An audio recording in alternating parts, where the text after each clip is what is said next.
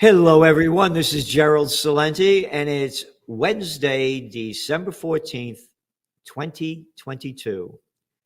And we are honored, privileged to have with us again Judge Andrew Napolitano, a man of life, liberty, and the pursuit of happiness, a Declaration of Independence with the knowledge of the Constitution, the Bill of Rights, our rights that have been lost from us, what we have to do to get them back, and how we all have to unite during this time to make that happen. Judge, thanks for being here today. A pleasure to be with you, my dear friend.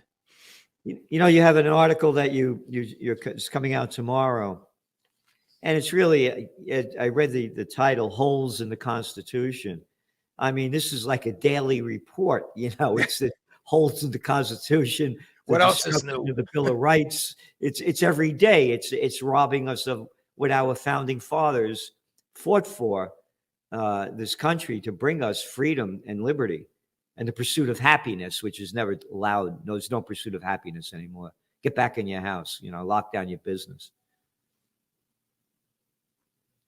So tell us about this article. Oh, well, the article reminds the American public that the FBI, notwithstanding what Chris Wray said under oath, and the DEA, which refuses to speak publicly about this, continues to spy on Americans, continues to download what's in our iPhones and mobile phones, turn them into surveillance and tracking devices in violation of the Fourth Amendment. The reason I wrote the article this week is because last summer, July of 2021, Joe Biden did a good thing.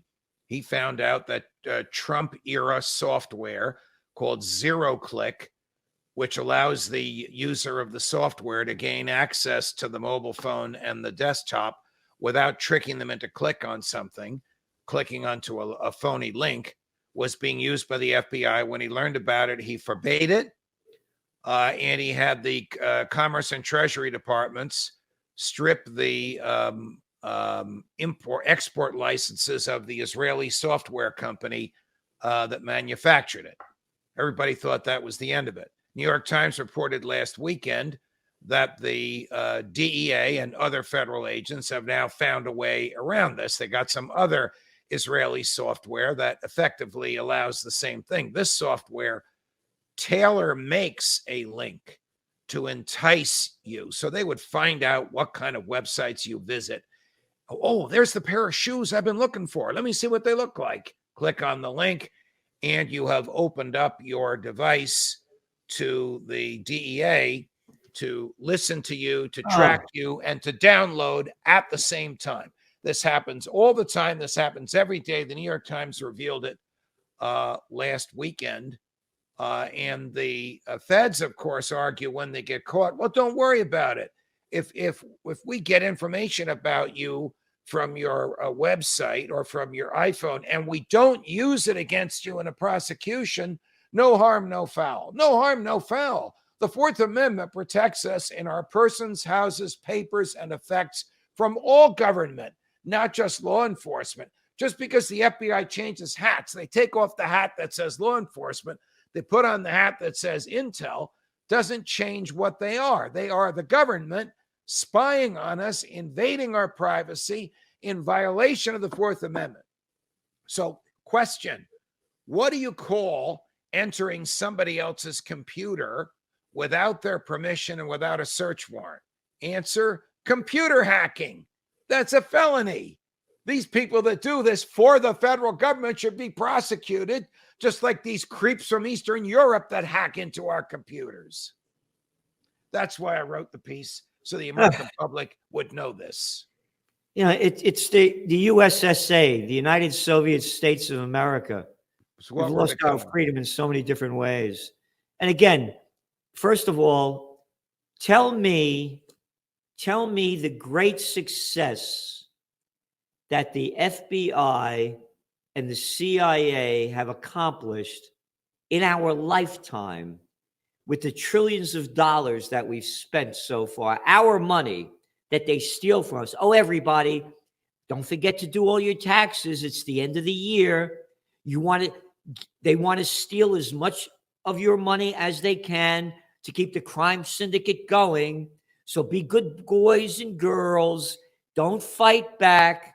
Don't know what's going on, because that's what they're doing to us. Again, you tell me the great successes that they've had by stealing our rights, and whether it's the FBI, the NSA, the CIA, or the FUCK, YOU. Well, Because there are that's what they're doing. 16 acknowledged, there's probably more that the government doesn't acknowledge. There are 16 acknowledged federal intelligence agencies, translated spies. What have they succeeded in doing? Taking our money from us while we're smiling, persuading us that they work for us rather than we work for them. C.S. Lewis once said, the greatest accomplishment the devil has ever perpetrated is convincing us that he doesn't exist. The greatest accomplishment these people have perpetrated is convincing us that they are our friend. Remember what Ronald Reagan said, the 9 most dangerous words in the English language are, hi, I'm from the government, I'm here to help you. These are the people who don't change, no matter who's the president and which party controls Congress and who's on the Supreme Court. They and their culture are always there. And their culture is spy first, worry about the Fourth Amendment later.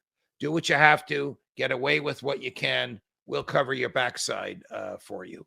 That's what they've succeeded. Have they kept us safe? Ask the people whose families were killed on 9/11. Have they preserved our liberty? Read my column. They absolutely have not preserved our liberty. They have done nothing that they were charged with doing, except being this big, monstrous, below the surface, below the radar, tax grabbing, spying, deep state monstrosity that George Orwell warned us about.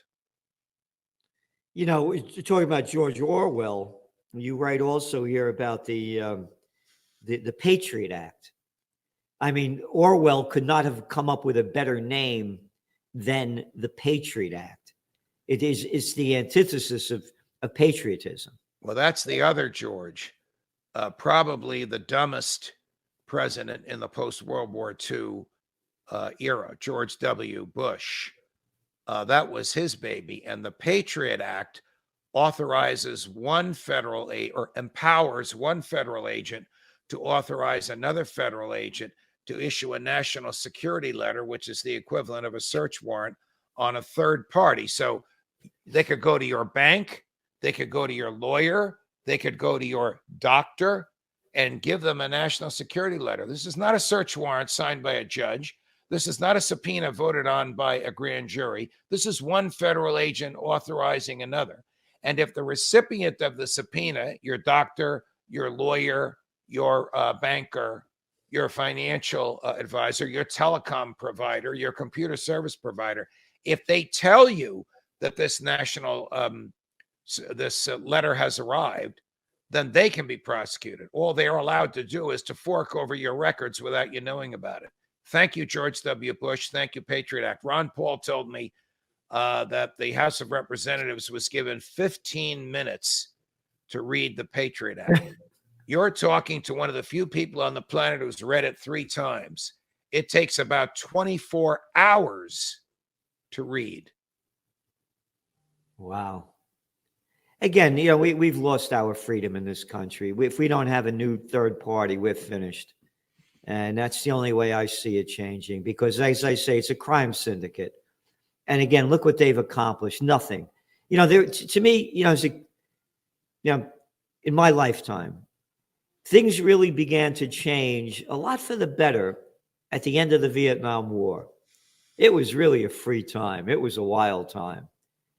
And then that low-life piece of scum crap, arrogant boy, Fauci, sold America on the AIDS scare.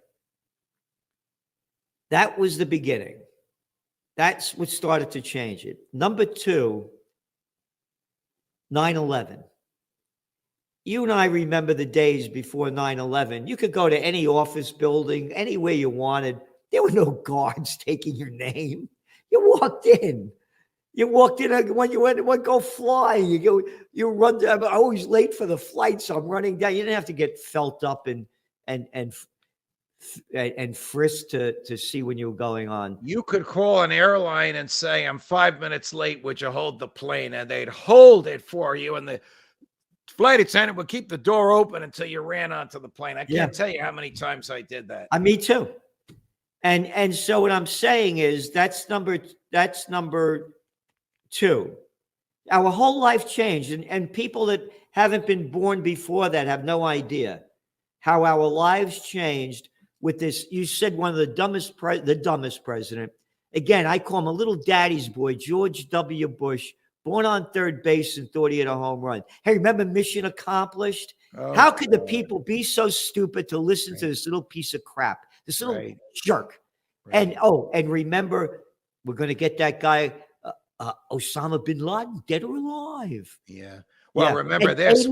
Why are we going after Saddam Hussein? And in an unguarded moment, he looked at a camera and said, because Saddam tried to kill my daddy. Yeah. Now, Saddam did try and kill George H.W., but that was hardly a reason to destroy a country, to kill 1 million innocent human beings, and to borrow and spend and waste $1 trillion. We're not even talking about Afghanistan. This is just Iraq. Yeah. Oh, killing over 1 million people or assessed around that number. Right. Oh, those dirty Russians. No, America killed those people. Oh, and going back to little Georgie Bush, making up this crap, and people swallowed it. Yes. Over 80% of the people supported the Afghan war. Yes. So again, going back to what's going on, and you're talking about we're talking about the Patriot Act now. Again, Orwellian to the first degree. It looks like the United States is going to be sending, quote, Patriot missiles to Ukraine to fight the Russians. These are the most potent land-based offensive weaponry we have. Okay, land-based, we know what that means. Offensive weaponry. You don't use them to shoot down a missile that's coming into you. You shoot them to cause massive destruction wherever they land. Not only are we about to send these, we're sending ones from our substance, not our surplus. We're sending these missiles that we bought supposedly to defend the United States by attacking an enemy if somebody attacked